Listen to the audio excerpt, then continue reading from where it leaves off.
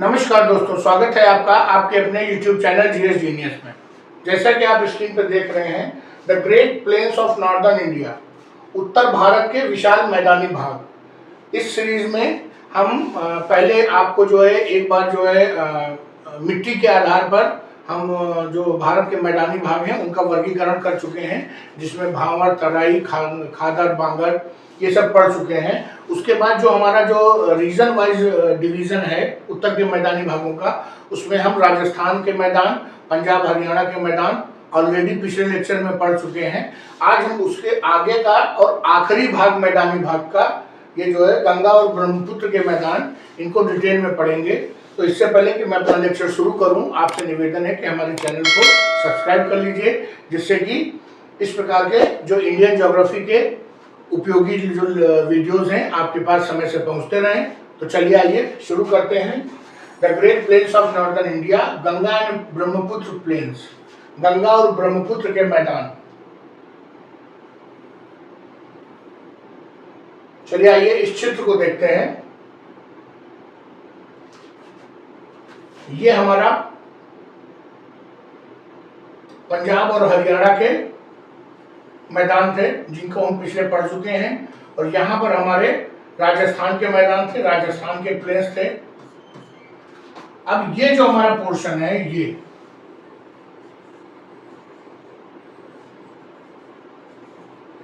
ये हमारा गंगा के मैदान है, और इसके इधर जो ये असम का जो पोर्शन पड़ता है, ये ब्रह्मपुत्र के मैदान है। गंगा के मैदानों को भी हमने अध्ययन के दृष्टिकोण से 3 भागों में बांट रखा है। अपर गंगा प्लेन, ये पहला हो गया, और दूसरे में हो गया मिडिल गंगा प्लेन, और ये तीसरा जो पश्चिम बंगाल वाला है इसको कहते हैं लोअर गंगा प्लेन, और ये हो गया ब्रह्मपुत्र प्लेन्स। तो ये मैप दिखाने का दृष्टिकोण ये था कि आप समझ सको कि हम जब गंगा प्लेन्स की बात करते हैं तो किस प्लेन्स की बात करते हैं। यह वह क्षेत्र है जहां से गंगा और उसकी सहायक नदियां होकर के बहती हैं और समुद्र में मिल जाती हैं। और जब हम ब्रह्मपुत्र प्लेन की बात करते हैं तो ब्रह्मपुत्र प्लेन का मतलब है कि ये वह स्थान जहां से ब्रह्मपुत्र और उसकी सहायक नदियां जो है बहती हैं और उसके बाद बांग्लादेश में मिल जाती हैं, बांग्लादेश में इंटर करके बाद में बंगाल की खाड़ी में गिरती हैं। तो चलिए आइए मेन डिस्कशन शुरू करते हैं। हमने आपको बताया था कि रीजन वाइज हम जो उत्तर के मैदानी भाग है उसको 4 भागों में डिवाइड करते हैं। राजस्थान के प्लेन, जिनको हम अपने पिछले लेक्चर में देख चुके हैं, पंजाब हरियाणा प्लेन, इन दोनों को हमने अपने पिछले लेक्चर में बहुत डिटेल में पढ़ा। अब हम आज इन दोनों को देखेंगे, गंगा के मैदान और ब्रह्मपुत्र के मैदान। तो आइए शुरू करते हैं गंगा के मैदान। जो गंगा के मैदान है वो हमारे जो मैदानी भाग है उसका सबसे बड़ा हिस्सा बनाते हैं, गंगा के मैदान से ही बनता है।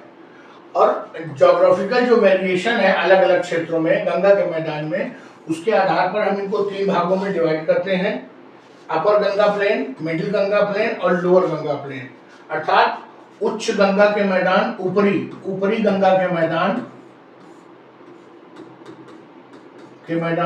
और मध्यम गंगा के मैदान, बीच के और निचले गंगा के मैदान। ये जो है 3 भागों में हमने गंगा के मैदानों को डिवाइड किया। अब सबसे पहले जब हम अपर गंगा के मैदान देखते हैं तो ऊपर में ये शिवालिक की जो चोटियां हैं उनसे टच कर रहा है उत्तर में, और दक्षिण में पेनिनसुलर प्लेटू से टच कर रहा है, और इधर ईस्ट में, वेस्ट में यमुना नदी से। अर्थात अपर गंगा प्लेन के उत्तर में क्या है, शिवालिक की चोटियां हैं, दक्षिण में क्या है, प्रायद्वीपीय पठार है, और पश्चिम में यमुना नदी है, क्योंकि यमुना नदी हरियाणा यमुना जो प्लेन है और गंगा के प्लेन को डिवाइड करती है 2 भागों में। तो ये हो गया इसका जो एक्सटेंशन है। इसको upper part of Ganga plain कहते हैं, क्योंकि ये बाकी जो प्लेन है उससे थोड़ा नॉर्थ साइड में है। इसमें क्या क्या शामिल है, इसमें जो हमारे उत्तराखंड के मैदान है थोड़ा सा पोर्शन है, और पश्चिमी यूपी, ये हिस्सा हमारा ये अपर गंगा प्लेन में इंक्लूड किया जाता है। अब ये मिडिल गंगा प्लेन जो हमारा मध्यम गंगा प्लेन है या जो बीच का गंगा प्लेन है, उसमें क्या होता है, ये अपर गंगा प्लेन से शुरू होकर ईस्ट में यूपी, बिहार वेस्ट के कुछ जिले शामिल कर लिए जाते हैं और इधर मध्य और ईस्ट यूपी के का पूरा पोर्शन इसमें शामिल किया जाता है।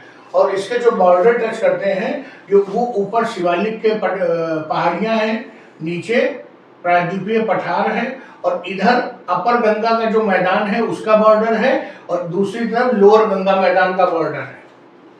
इसमें कौन कौन सी मुख्य नदियां हैं? गंगा नदी है, घाघरा है, गंडक है, कोसी। इनके द्वारा जो लाई गई मिट्टी है, इनके द्वारा जो एलुवियल सॉइल लाई जाती है, साल दर साल बहाई जाती है। इसमें घाघरा नदी में भी बाढ़ आती है, गंडक को भी और कोसी, ये सभी नदियां हैं जिनमें साल दर साल बाढ़ आती है और बाढ़ के दौरान वो अपने साथ उपजाऊ मिट्टी बहा के लाती हैं और ये मिडिल गंगा प्लेन में बिछा देती हैं, जिसके कारण ये जो गंगा का मैदान है ये विश्व के सबसे उपजाऊ क्षेत्रों में से एक माना जाता है। लोअर गंगा प्लेन मतलब निचला गंगा का मैदान। इसमें बिहार के, पूर्वी बिहार के कुछ 2-4 जिले और पूरा वेस्ट बंगाल शामिल किया जाता है। इसमें जो गंगा नदी, उसकी सहायक नदी तीस्ता, जलढकिया, तोरसा, ये सब मुख्य नदियां हैं जो गंगा के साथ साथ सेडिमेंट्स ला करके इस क्षेत्र में जमा करती हैं और इसे उपजाऊ बनाती हैं। तो याद रखिएगा, जो हमारा अपर गंगा प्लेन था उसमें उत्तराखंड और पश्चिम उत्तर प्रदेश के कुछ जिले, और मिडिल गंगा प्लेन में मिडिल यूपी मतलब मध्य उत्तर प्रदेश, पूर्वी उत्तर प्रदेश और वेस्टर्न बिहार, अधिकांश बिहार। और जब हम निचले गंगा प्लेन में जाते हैं तो ईस्टर्न बिहार के कुछ जिले और पूरा पश्चिम बंगाल, इंक्लूडिंग सिलीगुड़ी कॉरिडोर।